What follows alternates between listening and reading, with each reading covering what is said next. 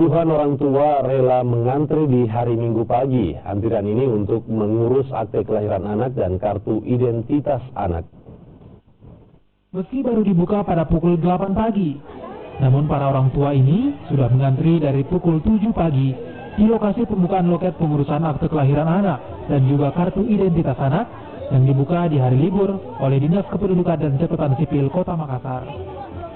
Pembukaan loket ini bersamaan dengan peringatan Hari Anak Nasional yang dirangkaikan dengan Festival Anak Makassar di Fort Rotterdam. Para orang tua sengaja datang agar bisa mengurus kartu identitas saat libur kerja. Kepala Dinas Kependudukan dan Catatan Sipil, Ibu Aryati Puspasari Abadi, mengatakan dalam waktu 1 jam, 32 akte kelahiran dan 80 kartu identitas anak dicetak oleh petugas. Banyaknya orang tua membuat nomor antrian cepat habis, dan orang tua yang terlambat harus menunggu antrian baru. Ya, untuk hari ini, untuk akte kelahiran, itu sudah ada yang kita cetak 37 lembar, yang antri sebenarnya totalnya ada 80 sekian ya.